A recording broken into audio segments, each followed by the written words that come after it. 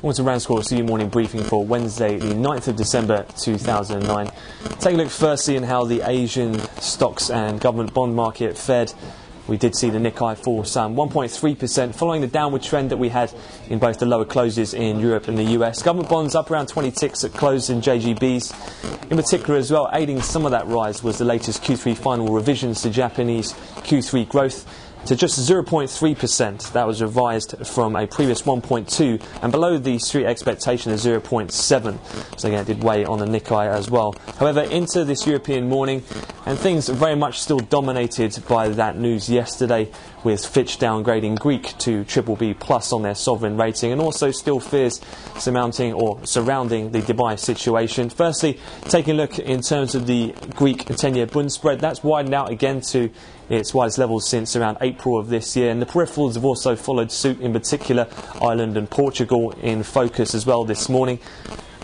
And we've also seen the Greek finance minister, he's hit the wires again, looking to ease some of the market fears.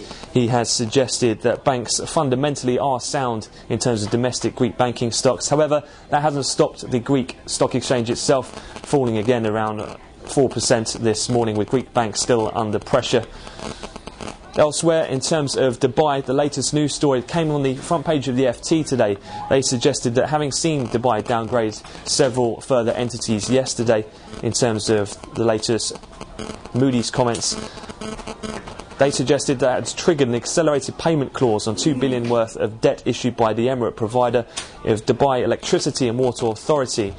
An instrument originally maturing on 2036 may have to be redeemed in full on December 14th, which coincides with the same date that Dubai World's Nikhil Fund also has due on their deadline of a $4 billion Islamic bond.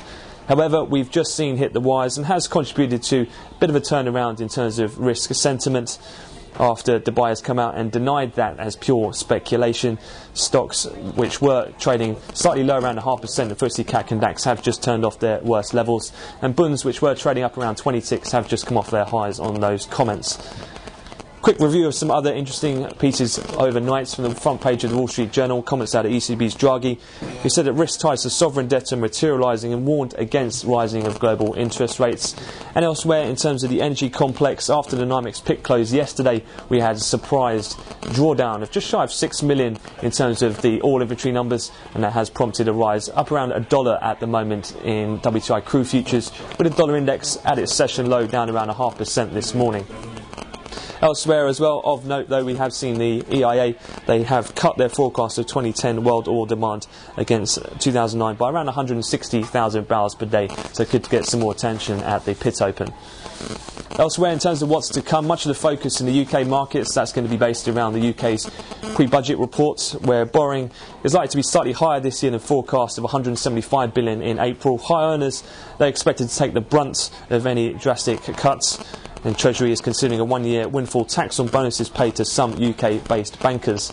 Darling as well, the Chancellor, in regards to the UK growth, is expected to admit that the fall in UK growth this year is slightly higher than the projected 3.5% in April. Most analysts are expecting it to be revised to around minus 4.75. And in 2010, he's expected to remained cautious in terms of growth prospects, perhaps sticking to the earlier projection of 1 to 1.5% growth for 2010. Other than that, relatively light in terms of US-specific data. We'll have the weekly NBA mortgage apps at midday London, and then we'll have the DOE oil inventory levels at 3:30, so that's 9:30 in Chicago. Separate to that, focus in the US Treasury market will be on the $21 billion 10-year note. That follows the rather stellar 3-year note that we had yesterday.